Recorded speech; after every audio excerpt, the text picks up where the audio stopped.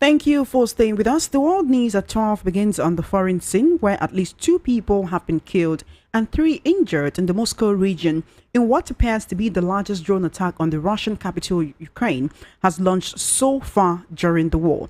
About 18 people, including 3 children, were injured, according to Russian media reports.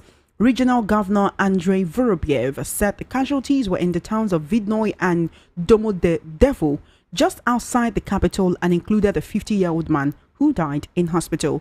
State news agency TASS reports that 91 out of the 337 drones were shot down over the region.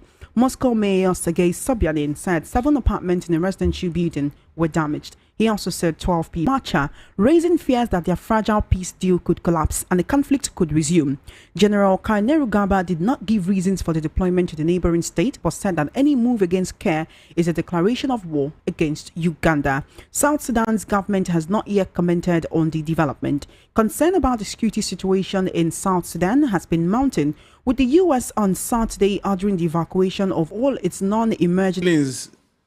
At some point, we just look at it as something that we can just gloss over and then go on with our various activities without thinking about it twice. You imagine 13, 20, 15, 10 in a space of 1 week. And yet, government is not really concerned. You see, there will always be pockets of individuals that would want to be deviant, to want to do things that are not in norm and conformity with the society. But it is the responsibility of government, the state actors, to put them in check. And putting them in check requires that political will to say, even if it's something that has to do with my own son, my own wife, my own husband, my own father, my own mother or uncle, if that person is culpable, let it go the right way according to the judicial system.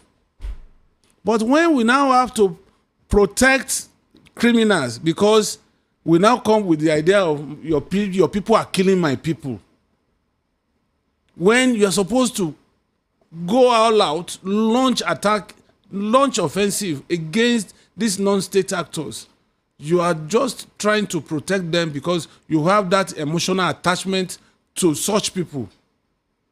You are only encouraging these people to multiply. When to you begin talk to about fester. emotional attachment, are you talking about on the path of the federal government or the security agencies who are meant to protect the citizens against these kinds of attack? If somebody was in government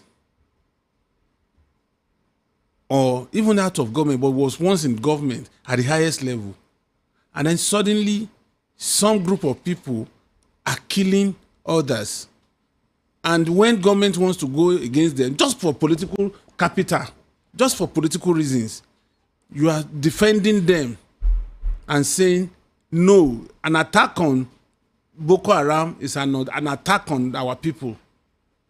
You can't separate people that are up in arms against the state from right-thinking people just because you want to gain political capital.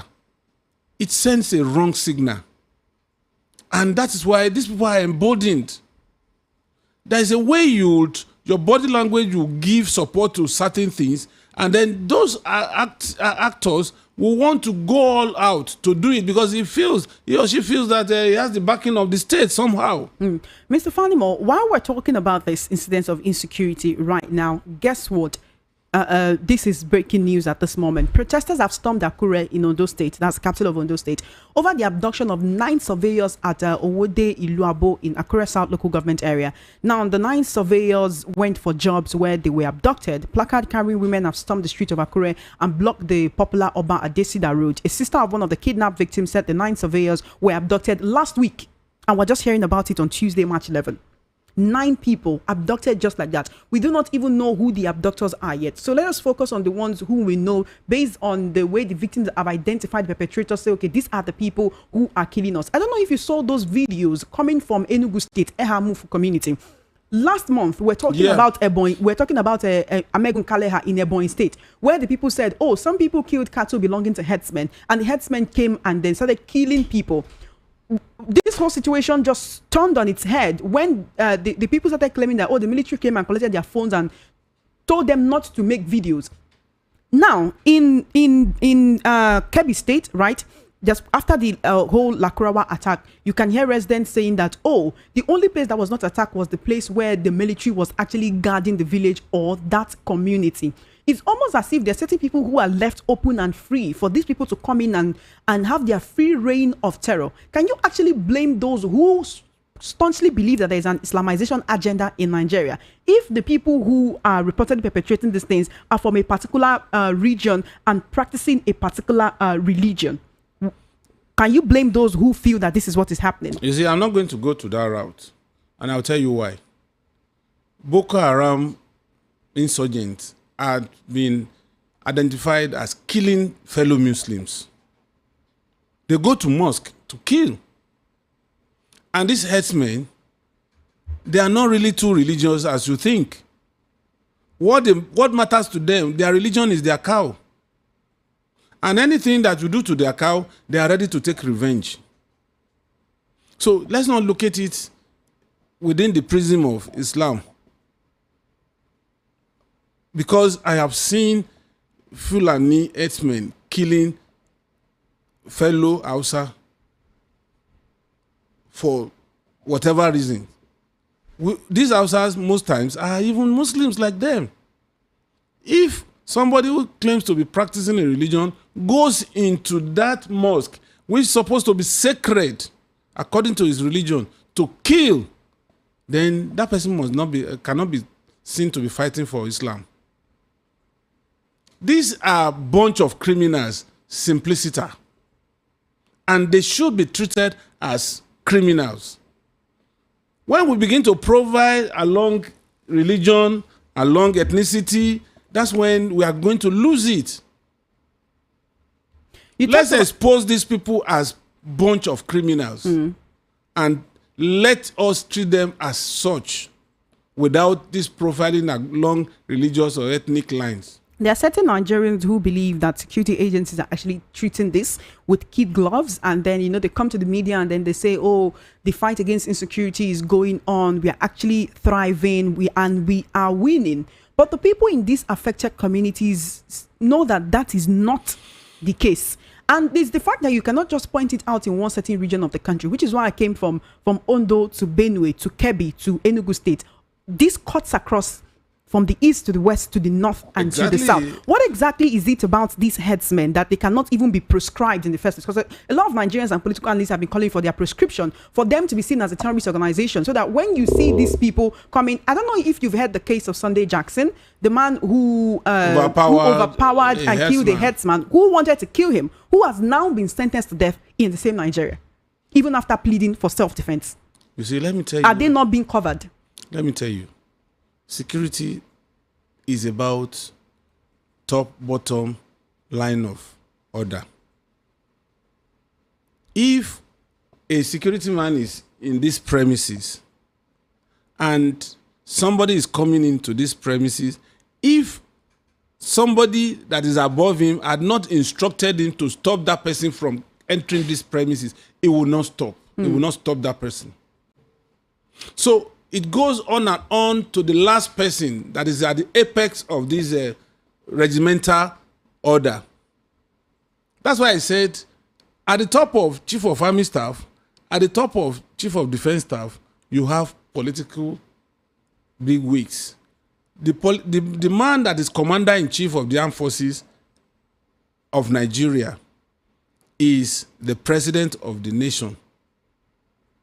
And if there is no order from the President of the nation, the CDS, the Chief of Defense Staff, has no power to instruct the Army, Navy, and Air Chief to order his men to go after these people. Have you not heard in the past that security agencies would mount pressure and soldiers will be after these insurgents?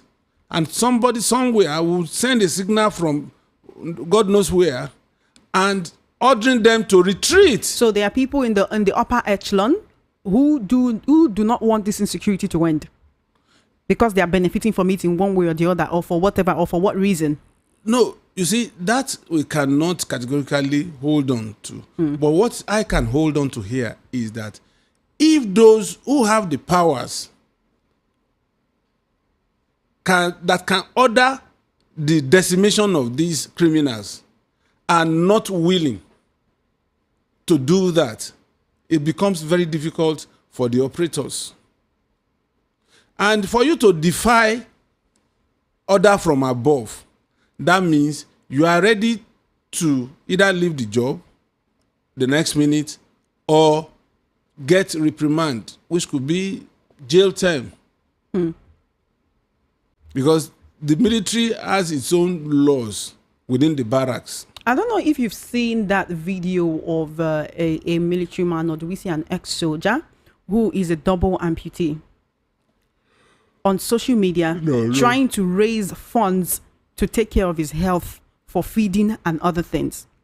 Alongside that, you've probably also seen images of quote and unquote repentant terrorists, repentant Boko Haram members who they will sew clothes for. They will take them for rehabilitation and try to even, some of them even end up, becoming vigilantes or saying they want to join certain security agencies or the other. Why would there not be a proliferation of terrorism and insecurity in the country when the people who perpetrate these heinous acts have seen the way that they are being treated? It's like, oh, thank you for surrendering. Oh yeah, come, let us take care of you. When you're actually, some Nigerians believe you're supposed to take these people, sit them down, make them lead you to their leaders so that you can get to the root cause of insecurity in the country. You see, we're still on the same track. The problem here is that some people profit from all this.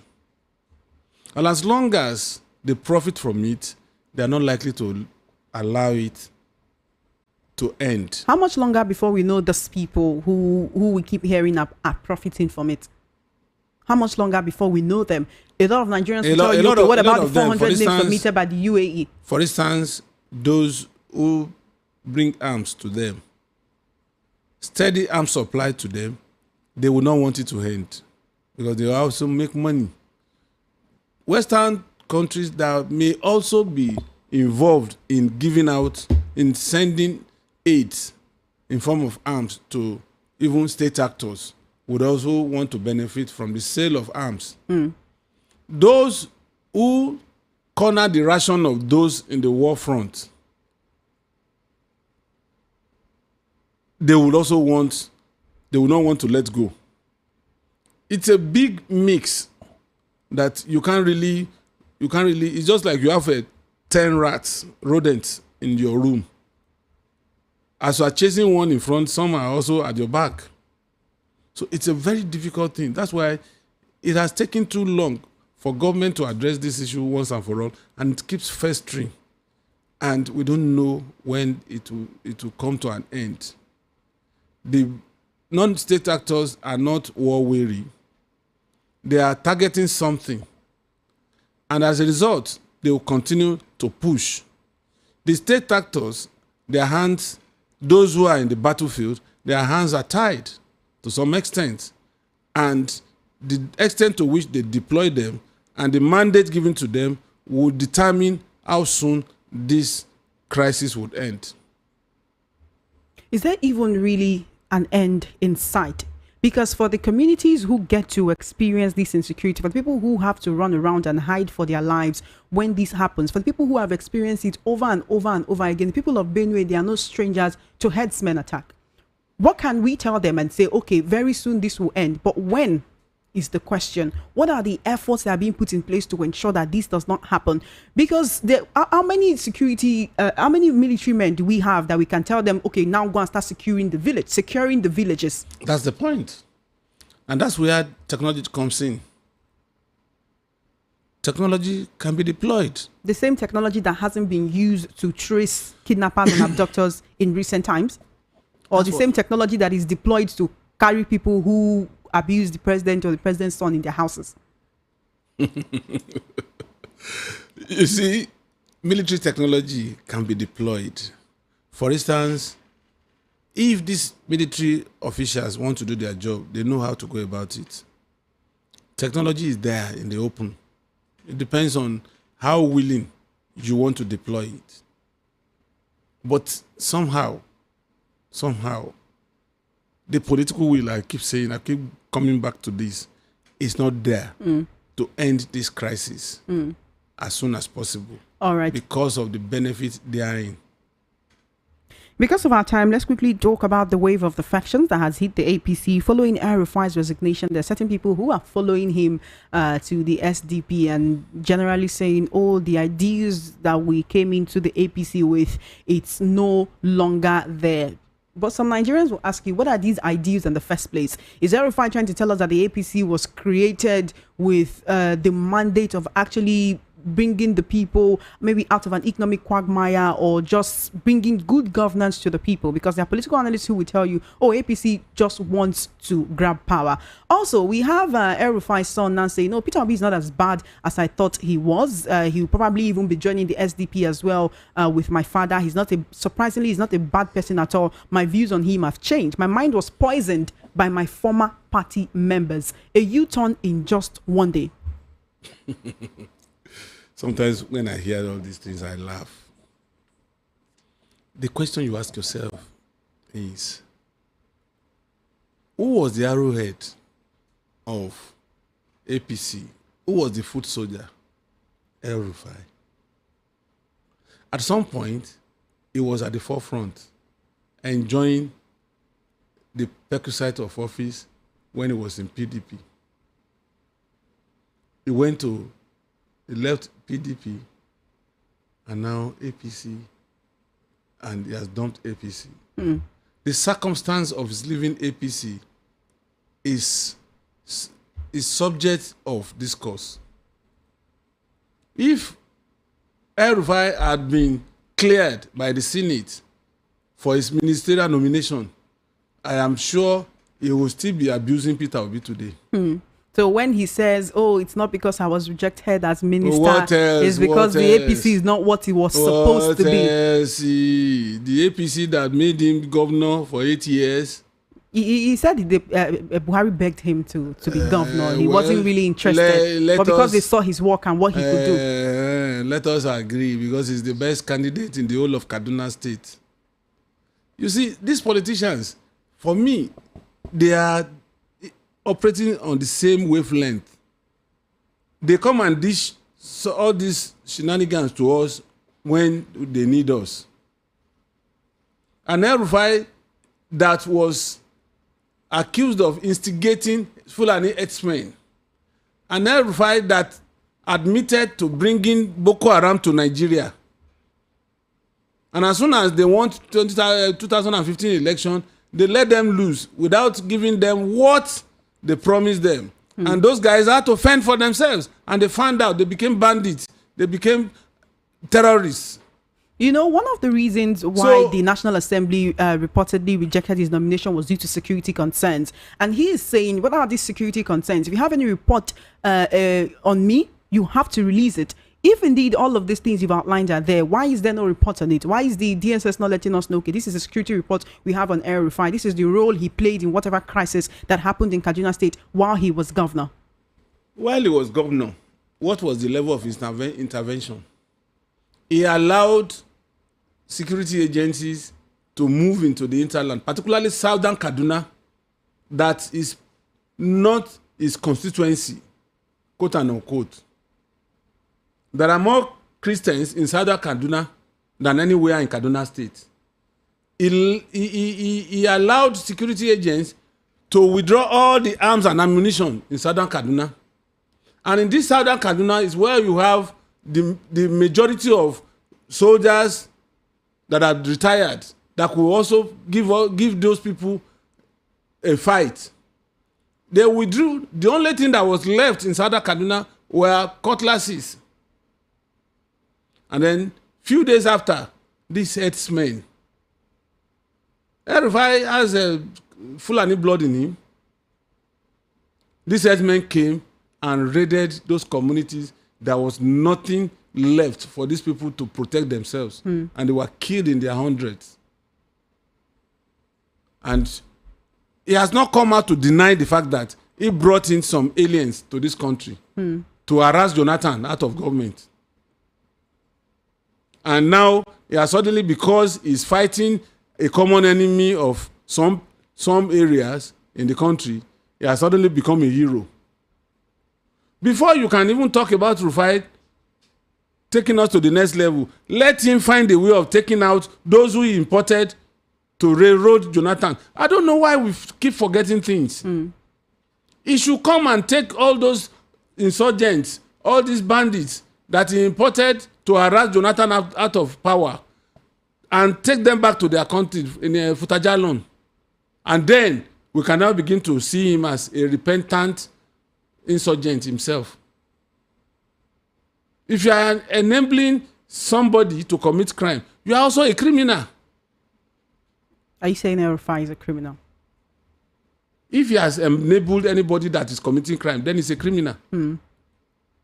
So what political capital? In your base, they are just, you see, these things are, we are journalists, we know how we do these things. All these people are, you need to juxtapose what his son has said to what Sheikh Sani just said. He said they were in the wilderness for the period that Rufai was in Kaduna, because he was ready to take out anybody that is in opposition with him. As soon as he left, they came back to APC. You see the same people now that came back to APC that are now saying they are moving. How many people? Let him name names of quality politicians in Kaduna that has left APC to SDP. That's when we can now begin to interrogate. In all of this, Mr. Fanimo, one would wonder, is it that the SDP does not know these and now they want to president, or they don't mind having an Rufai in their party, even though to many, just like you said, he left the APC because he was disgruntled. If his ministerial appointment was not rejected, if he wasn't at, would I say, loggerheads with the President Tinubu administration, he probably would not have been leaving the APC and still be working towards 2027 for President Tinubu. Yes. Who are the people that are his co-travelers? Fayemi, that openly campaigned against Tinubu during the convention where Tinubu emerged as candidate of APC. Adegbeshola, that is trying to rock the boat. These are major beneficiaries of Tinubu. Even Fayemi has said he's not leaving the APC. Well, if he decides not to leave the APC, I think it's wise enough. But Rufai, the only thing I am afraid of is let Rufai not tarnish Peter Obi's image. So you wouldn't advise Peter Obi to go I wouldn't even advise to go into this SDP thing. Because it's going to be peopled by disgruntled elements that cannot go far. Mr. Fanimo, because of our time, I want to quickly talk about opposition senators setting up a committee to resolve the scandal, what they have called the scandal, between Senator Natasha. Senator? Let's just finish. Between Senator Natasha Akpoti and, of course, Senate President Godswill Akpabio. But with that question that you've asked, the next one is, we have other senators that are not, if you say, okay, there's certain people who are supporting President of the Senate because they are in the same party with him, or because of certain favors that they want from him. She has other members of her own political party right there in the National Assembly who did not speak for her. When the Senate President asked, do we want her to be suspended, aye or nay? The aye was so loud, and I did not hear one single nay. So is this not? And so that's why I'm asking. What do we call this? Is this posturing? Like, okay, the deed has been done right there in your presence. Then you now want to gather around later and then come. Some of them even visited her. People who did not speak for her on the floor of the National Assembly. You see, politicians would always be politicians. I've not seen any opposition in that Senate and House of Reps. As long as the sharing formula is not lopsided, nobody's in opposition. For political gain, that's why they are coming out now. 2 weeks. Where were they? Immediately that thing happened. PDP caucus in the Senate should have addressed a press conference there and then. That, look, we are behind our member that have been assaulted, have been insulted. They waited. Time went to the extent that the House sat in plenary and they said they were going to suspend, none of them raised their voice to say, no, you cannot do that. And just like you just said now, when they said those who are in support of this suspension say aye, everybody shouted aye. What makes you think that another PDP member in that floor is not angling for whatever privileges that Natasha had been enjoying before this crisis? So there are certain people who are happy that she's out of the way? Of course. But that's the way of the politician. You would think she would understand or realize this, because people who did not speak for you while an event was going on, turning around to then come and visit you or calling a meeting to resolve whatever, even while the Senate has said that she must serve out that suspension fully before she returns. How can you derobe me in the market square and begin to look for a beautiful dress in my closet to clothe me? It doesn't make any sense. Natasha needed them, and when she needed them, they were not there for her. The deed had been done, and now you are trying to profit from it as you are visiting her. Is it to commiserate with her for the 6 months that she will be suspended? Where were you? Why didn't you the opposition made up of Labour Party and PDP come together and visit Akpabio before that plenary and say, sir, we are not too pleased. This is our position.